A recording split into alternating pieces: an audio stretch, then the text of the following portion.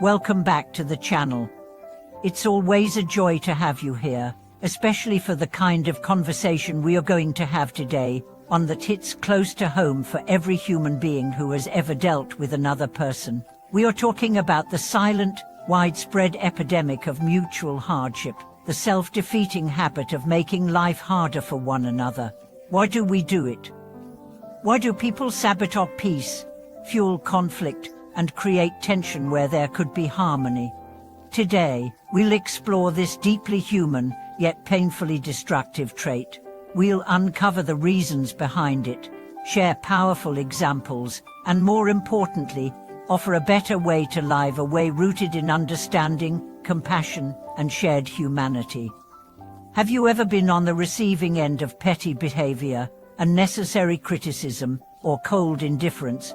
Maybe it was a neighbor who nitpicked over property lines, a colleague who subtly undermined you, or even a family member who made every interaction feel like a battleground. You're not alone, and chances are you've also at some point been the one delivering the cold shoulder, the judgment, or the snide comment.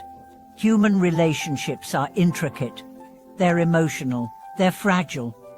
But they don't have to be so hard. Here's a hard truth: every time we choose to make things more difficult for someone else, whether out of envy, resentment, ego, or habit, we are ultimately planting thorns in our own path. Life is already challenging enough. Add to the suffering. Take the example of neighbors. Two families live next door. One parks slightly over the line. The other retaliates by calling city enforcement. What could have been solved by a conversation escalates into months of hostility. Children stop playing together. Holidays become awkward. Energy is wasted. Peace is lost. Why? Because of the need to win. But in this kind of war, no one wins. Both sides lose something invaluable: ease, connection, dignity. Or think about a workplace. A manager is insecure about a talented subordinate. Instead of mentoring, they undermine. Instead of collaborating, they compete. The team suffers. Productivity drops. Talented employees leave. All because of a fear-fueled instinct to dominate rather than empower. This pattern repeats across families, communities, nations. We create micro-wars in the name of pride. We justify our behavior with narratives like "they deserved it," or "I was just defending myself." But beneath it all, it's fear of being lesser, of being hurt, of being forgotten. Let's be clear, choosing not to make things harder for others is not weakness. It's wisdom, it's courage, it's emotional maturity. The strongest people are not those who dominate, but those who lift others even when it's inconvenient. Think about what happens when people stop making life harder for each other. A driver lets someone merge in traffic with a wave. A store clerk deals kindly with a difficult customer. A sibling forgives instead of rehashing old wounds. These small actions create ripples of grace that soften the world. You might be thinking, but what if they don't deserve it? That's not the point. Compassion is not about what others deserve. It's about who you choose to be. You're not being kind because they earned it. You're being kind because you refuse to let bitterness define you.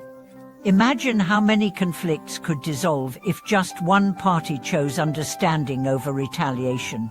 One person taking a deep breath instead of shouting. One friend deciding not to gossip. One boss choosing to praise rather than criticize. These moments seem small, but they're revolutionary. Why? Because human beings are wired for mirroring. When you offer grace, you increase the chance that others will reflect it. When you hold your peace, others may find theirs. You set a new tone, and slowly, the energy around you changes. There's an old saying that goes, "When you dig a pit for someone else, you fall into it yourself." This isn't just metaphor, it's psychology. It's karma. When you operate from hostility, your own nervous system suffers.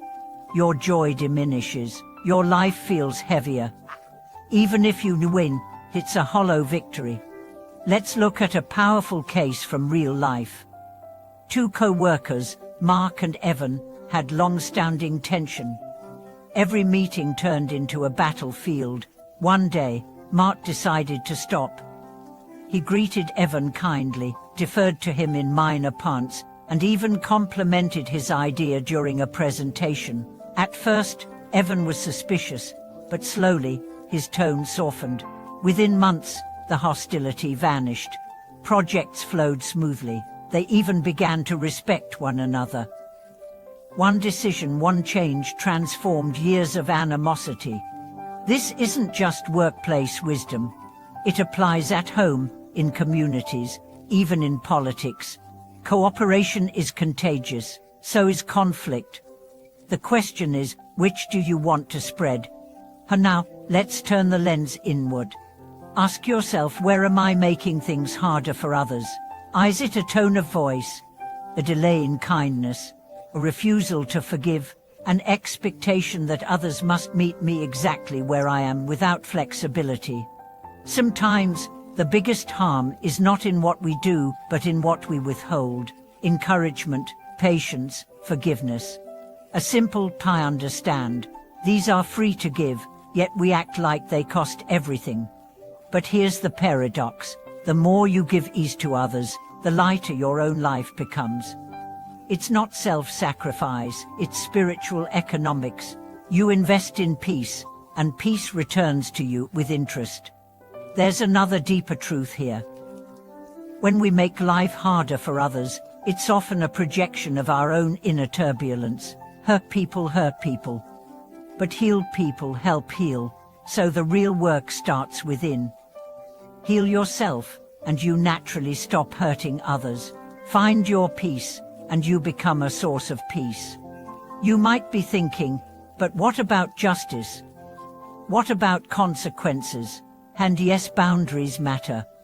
Accountability matters, but they don't require cruelty. They don't require bitterness. You can be firm and kind. You can say no without venom. You can correct someone without humiliating them. That's strength, that's grace. As you reflect on this, remember everyone is carrying something heavy. Everyone is fighting an invisible war. That colleague who snapped at you, maybe their parent is dying. That driver who cut you off, maybe they're racing to a hospital. That friend who's withdrawn, maybe they're battling depression. We don't know, and we don't need to. What we can choose is compassion. Let your strength be measured by how gently you treat others. Let your legacy be the ease you brought to heavy days, the light you offered in dark moments. When you start showing up with softness in a hard world, you become a sanctuary, not just for others, but for yourself. Thank you so much for watching this video. If this message moved you, if you've been on either side of this equation as the one who suffered or the one who caused suffering, share your thoughts in the comments. Your honesty might help someone take their first step toward healing. And don't forget to like, subscribe, and hit the bell so we can keep spreading these messages of grace, growth, and compassion. See you in the next one. Until then, be the ease in someone's day. You never know how much it might mean.